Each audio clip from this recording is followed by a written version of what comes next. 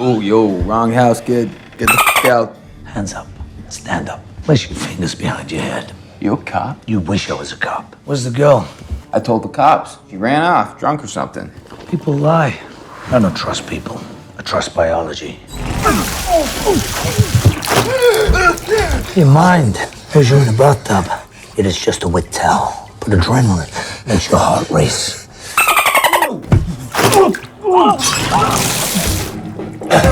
Yo, these guys are next level. They wipe out entire f***ing bloodlines. Fair enough. Just know you're giving me names. Your choice how. Levon Cade is a former Royal Marine Commando now working as a construction foreman for Garcia and Family Construction. The owner is Joe, his wife is Carla, and their daughter is Jenny. Levon shares a close friendship with the family and is also a strong leader for the workers. During a series of site robberies, he notices a group of men mistreating a worker, most likely Mafia debt collectors. Grabbing a bucket of nails, he approaches fearlessly and says, Excuse me.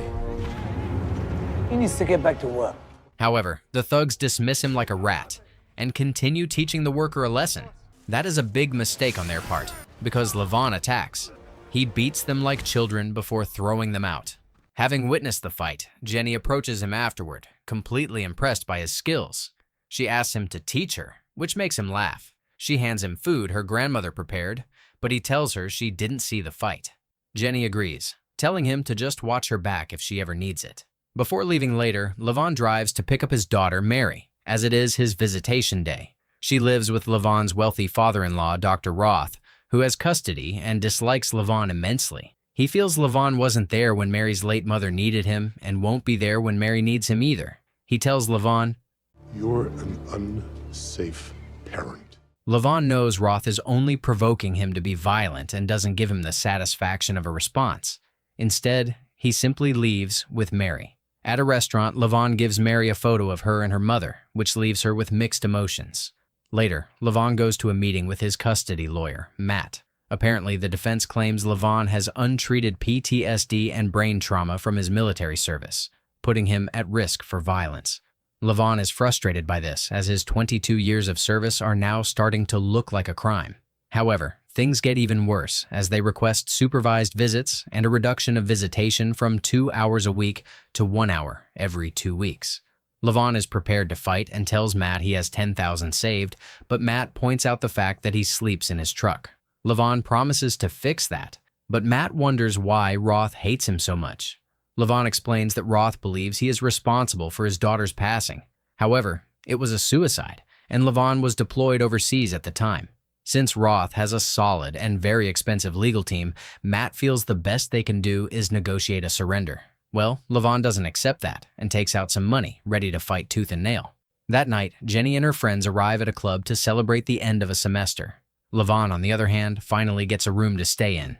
Unfortunately, it seems Jenny and her friends have caught the eye of 2 Russian traffickers, Viper and Artemis. Artemis stylishly takes their photo. The innocent and unsuspecting girls continue having fun, ending up at a bar for their last stop.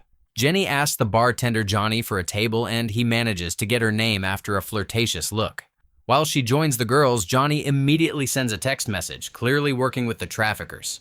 Nina, one of the girls, heads to the bathroom to throw up, and Jenny follows to help her. Of course, Johnny sends another text about this. After making sure Nina is okay, Jenny leaves the bathroom. Unfortunately, she is kidnapped by Viper, and Artemis runs to the van after them before they speed away. On Monday, Levon arrives at work and is surprised to see the police leaving. Joe and Carla tell him through tears that Jenny has disappeared. They ask for his help to find her, as they know the police don't take cases like this seriously. Joe knows Levon was in the military, but he says, I'm a different person now. Trying to change his mind, they offer him $50,000, even adding $20,000 for expenses. But Levon still refuses, telling them he is no longer that person. Later, Levon visits his old friend, Gunny, a blind former Marine raider. Levon tells him about Jenny, and Gunny feels he has to go all out if he wants to save her. Levon reveals he told Jenny he would watch her back, and Gunny simply says, "But you didn't have to come down here and pretend. I worry about you. I miss you." Making Levon laugh. The next day, Levon visits the Garcia residence and finds Joe watching a video of Jenny playing the piano. He tells Joe his family needs hope, but Joe can't find the strength to face them as he is. When Levon's wife passed away and he left the Marines, many people would have given up on him, but not Joe. He and his family were patient with Levon, and because of this, Levon has taken them as his own family. He promises to bring Jenny home, making Joe cry with faith and relief. The following day, Levon begins his investigation, obtaining several reports. He discovers the bar where Jenny was last seen and heads there. Observing from the shadows, he sees Johnny secretly selling drugs. He goes to the back to take a look and snaps a photo. Much later, after Johnny closes for the night, he gets into his car and starts driving home, unaware of the tracker stuck to his tire. Levon follows at a distance. When Johnny gets home, he begins preparing his drugs, while Levon removes the tracker from the car. He picks the lock and enters. Johnny reaches for his gun, but Levon points his shotgun at him, stopping him cold. He asks about Jenny, showing Johnny her photo, but Johnny nonchalantly denies knowing anything. People lie. Do you lie, Johnny? I don't trust people. I trust biology. Johnny continues with his drugs as if he doesn't care, but Levon springs into action. He ties him up in the bathtub, uses a towel to cover his face, and turns the tap on him. Johnny desperately tells him the guys are on another level and that they wipe out entire bloodlines. But Levon wants names. At that moment, he hears the voices of two men calling for Johnny. Levon grabs his gun, but Johnny takes the opportunity to scream, alerting his friends as they pull their own weapons. Using Johnny as a shield, Levon makes him open the door. They are met with a hail of bullets from the guys, which unfortunately hits Johnny. Levon then shoots the two men, killing them instantly. Wearing gloves, he checks one of the bodies and realizes they are Russian by the tattoo.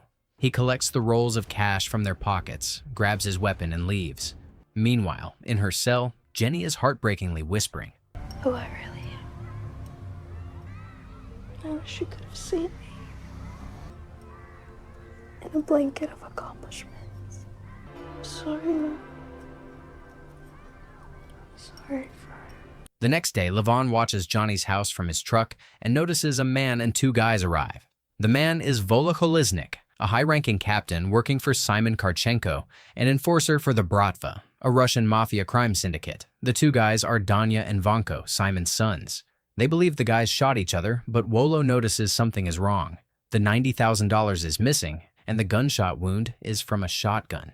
Afterward, a cleaning crew arrives to dispose of the bodies while Levon continues watching from his truck, taking notes.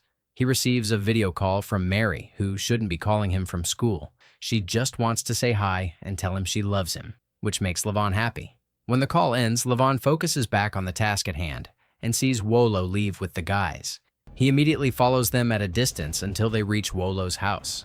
Levon moves through the woods, setting up his camera to watch Wolo inside. While Wolo works, his wife tries to get him to go to bed with her, but he gives her a foul slap instead.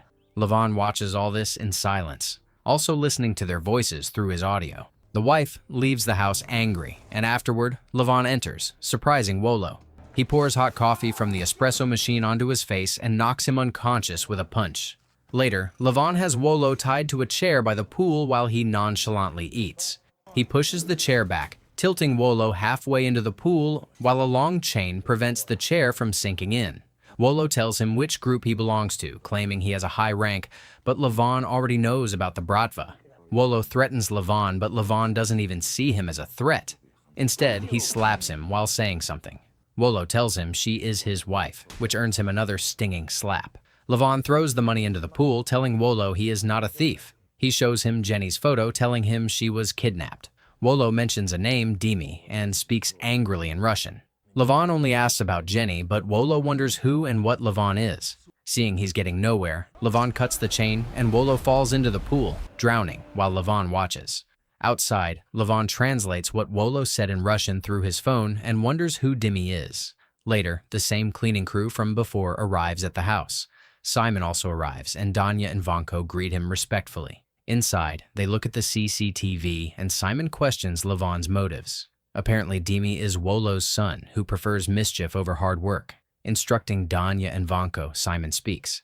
The next day, Levon makes a call to his contact at the DEA and asks about Dimi, thinking he is an associate of Wolo. The agent tells him Wolo is a high mafia captain and not someone he wants to mess with. Levon tells him Dimi might be involved in human trafficking, asking him to see if he can get any results. The agent tells him about a particular bar where they sell drugs for the Russians, suggesting he visit the place. Later that night, Levon heads there and orders a beer.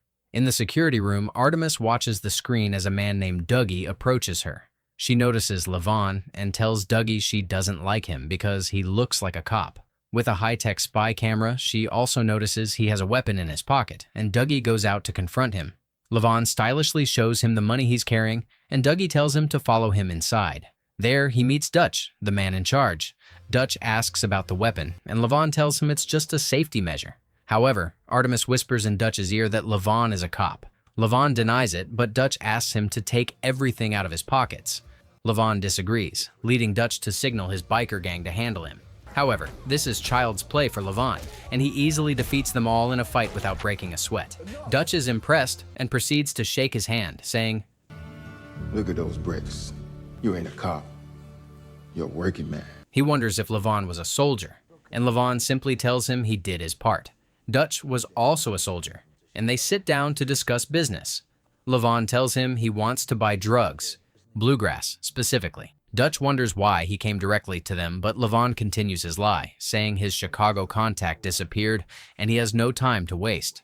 Dutch believes him, and they agree on $5,000 for half a pound. Dutch tells him to go to a particular coffee shop the next morning with the money, and Levon leaves. As agreed, he arrives the next morning and sees Dougie and Artemis having breakfast. Artemis points her gun under the table, but Levon simply gives her the money. She tosses him a burner phone, and Dougie tells him he'll get a call telling him where his drugs are. Levon gets up to leave, but first warns Dougie about playing games. As he drives away, he gets a call, and Dutch tells him the drugs are under his seat. Levon sees they are actually there, and Dutch tells him to keep the phone so they can discuss more business. Arriving at a bridge, Levon throws the drugs into the river before driving away. That night, Artemis and Viper deliver Jenny to a client. They apparently work for Dimi, and the client pays them the agreed amount. The client goes in to spend time with Jenny, but comes out bloody shortly after. Jenny bit his cheek, and the man is angry because she was supposed to be asleep. Furious, he orders them to take her away. In his room, Levon tapes all his clues to the wall, but he receives a call on the burner phone. It's Dutch, and he wants to introduce him to someone if they are to continue their business. He tells Levon these are precautionary measures due to the feds. He says, I'm gonna shoot you an invite for a sit-down. Bring your money. Wear a suit. The next day, he heads to the meeting and is allowed to meet Dutch and Dimi after a quick search. He gives the money to Dutch, and Dutch tells him to turn off his phone. Dimi introduces himself properly, and Levon introduces himself as Bill. Dimi asks for a driver's license, and Levon leaves it on the table. A guard returns with the license and tells Dimi everything is in order. Dimi shakes Levon's hand, and Dutch slides the briefcase full of drugs toward him. Dimi tells him to text the eggplant emoji to the burner phone whenever he needs a resupply, adding that they will do more business if he likes what's in the case before dismissing him. Levon coldly flushes the drugs down a toilet. Back in his room, he looks at the photos of Jenny and her friends at the club, noticing Viper. By accessing Johnny's phone, he sees the messages and photos of Johnny and Viper, identifying Dutch's bar as the location. Later, he heads there, but hides inside his car in a corner behind some trees. Unfortunately, Artemis spots him with the high-tech spy camera and reports it. Levon realizes he's been caught and quickly hops out as two cars pull up. Danya and Vanko step out and head straight for his car with guns drawn. Levon manages to steal a motorcycle and speed away, but Artemis alerts the men and they give chase. They open fire, but luckily, Levon isn't hit. After a few minutes of an intense chase, Levon loses his balance on the bike and crashes into a police car. Unfortunately, this is bad news, as the corrupt officers are on the Russians' payroll. They knock Levon out, and Danya and Vanko take him away. Levon regains consciousness in a moving van. Danya asks a question. What is your business with Dimi? Levon recognizes them, and they tell him Wolo was their uncle. Vanko starts tying his legs, but Levon attacks, sparking a fight. The driver notices and begins to speed. They continue to struggle, with Levon gaining the upper hand over the two clowns. The driver gets shot, causing the van to lose control, flip onto its side, and nearly plunge into the river. Levon seizes the weapon and quickly shoots both men, sending them to the same place as the driver. He then climbs out of the van before pushing it completely into the river. Later, a grieving Symon identifies his sons lying lifeless on cold slabs and orders his men to summon the war council. Viper and Artemis meet with Dimmy, who is extremely displeased with them over the Jenny incident. The client required 36 stitches to reattach his cheek, and Dimmy lost $200,000. The client wants Jenny killed, and Dimmy wants her dead too, screaming at them to leave. Symon presents the matter to the War Council, and they assign 2 men, Carp and Nestor, to find Dimmy and get answers. Before long, they find Dimmy partying at a club. The party ends abruptly when Carp fires several rounds into the air. Symon reveals, Your father is dead. Dimmy feels this is good news, but when Symon says, The man who killed Jenny murdered my sons. Dimmy is devastated. He has no idea about any of this, as no one tells him anything. He feels the Brotherhood treats him like he's radioactive. Nestor shows him a photo of Levon, and Dimmy recognizes him instantly. He reveals he finances a biker gang with meth connections, and they introduce him to buyers with real money. Now truly terrified, he admits he met Levon for 5 minutes and shows Symon the photo of his license. Symon tells him Levon is hunting him and leaves with his men. With a hacker's help, Levon's personal information is unearthed. The next morning, Roth is peacefully practicing yoga, but his peace is interrupted by Carp and Nestor, leaving the old man speechless. While driving, Levon receives a call from Mary's school informing him that no one has picked her up. He arrives quickly and gets her. During the drive, she wonders where Roth is, as it's unlike him to be late. Although Levon hasn't reached him, he assures Mary he is fine.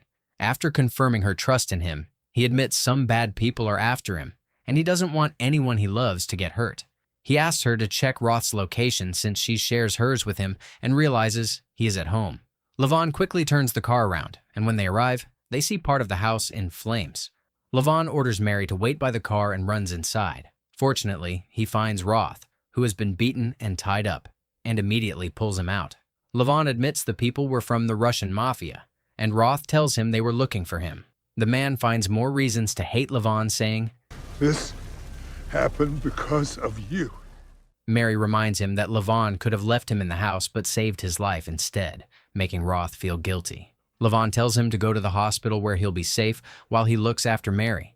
The paramedics arrive, and Roth expresses his gratitude to Levon before he leaves with Mary. It seems the man can be grateful after all.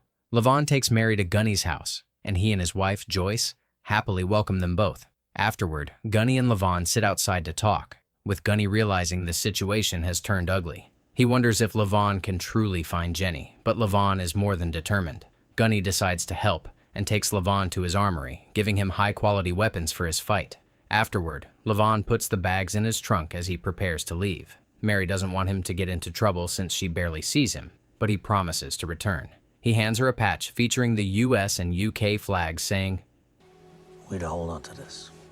Coming back for that. This relieves her slightly, and he wraps her in a warm hug, assuring her of his love before driving away. Meanwhile, Viper and Artemis take Jenny to finish their task, but Jenny manages to cause an accident before escaping the car. They follow her in an intense chase, opening fire. Driven by adrenaline and the desire to escape, Jenny manages to untie her hands and run like never before. Viper and Artemis soon lose her completely, frustrating them greatly. It seems nothing will stop Dimmy from unleashing his wrath on them. This time, Jenny runs into a police car and immediately rushes toward it, happy to be saved. Unfortunately, it is none other than the 2 corrupt officers, and they take her right back into the lion's den. Just as Viper and Artemis are about to finish her off, they receive a video call from the client. After seeing she is alive, he tells them he wants a second chance with her tonight for $1 million.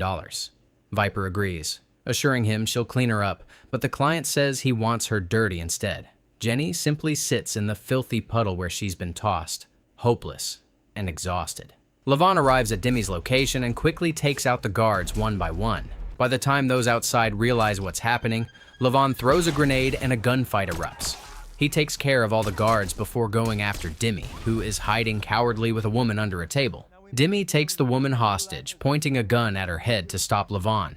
However, he doesn't see it coming when Levon shoots him with precision in the hand, leaving a clean hole. He loses control of the gun and the woman, and Levon tells her to take Dimmy's money and run. With her gone, Levon shows Dimmy a photo of Jenny, asking where she is. Dimmy just laughs and wonders why Levon is risking everything for her. To answer that, Levon simply says, Because I told her I had her back. Scared of dying, Dimmy agrees to give up Jenny's location. Levon takes him along, and while driving, he shows him a photo of Viper. Dimmy reveals him as the head of the Human Resources Department and a recruiter for special projects, a grand title for human trafficking. Dimmy makes the mistake of calling Jenny a prostitute, which earns him a heavy punch to the face. They soon arrive at the site, and Levon pulls Dimmy out of the car. At gunpoint, he asks, Why her? Who decides? Viper goes to club, takes pictures of pretty girls. Shopping for a set of snow tires. These are human beings. Meeting is arranged. This is my specialty service. Not wanting to waste any more time, Levon kicks Dimmy into a small pond and puts 2 bullets in his head with a silencer. He grabs his gear from the van, gears up, and heads into battle. Inside, men and women are enjoying themselves, playing pool and chatting, including the client. Jenny hopelessly plays her signature piece on the piano while Levon begins silently eliminating the guards one by one.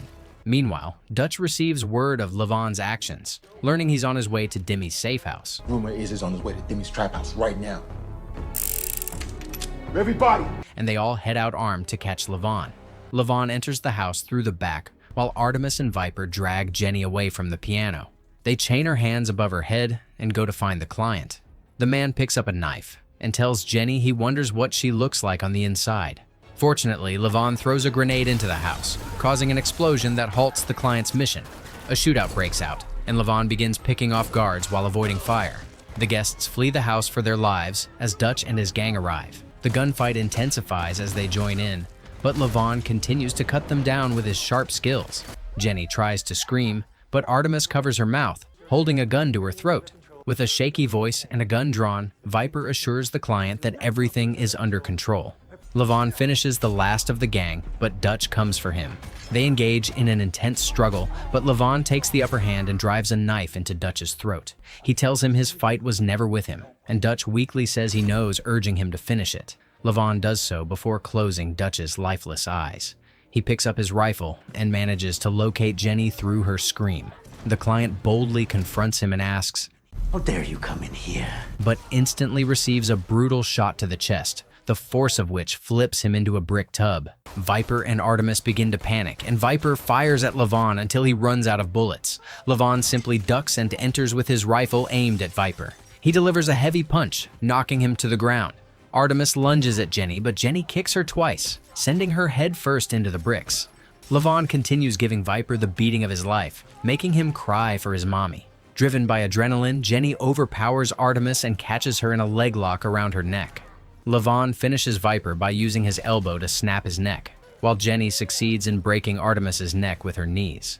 Just then, Carp and Nestor arrive. Levon frees Jenny from her bonds and tells her to follow him closely. The corrupt officers arrive, but they don't even get a chance to step out because Carp opens fire on their car with his machine gun, causing the vehicle to explode in flames. Their karma has definitely arrived. Nestor spots Levon and opens fire, forcing him to take cover with Jenny. Carp joins the shootout as well. Levon aims his gun over his head and, using his camera, takes a perfect shot at Carp, killing him instantly. Nestor begins to reload, but Levon tosses a grenade in front of him, eliminating him too. He then places the rifle on the pool table, paying his respects before walking out of the house with Jenny. Of course, she doesn't forget to give the building 2 middle fingers on her way out. They ride away on a motorcycle as Symon watches from a corner and makes a call. It's the boss, and Symon tells him Levon escaped with the girl. However, the boss simply says, "Man will kill you. Let him go." Symon refuses, prompting the boss to tell him that he will be eliminated instead. He feels the Brotherhood takes priority over Symon's personal vendetta, making sure Symon understands. With the call cut, Symon lets out a painful scream of frustration. Oh well. The next morning, Levon returns Jenny home as promised, causing the family to erupt with emotion.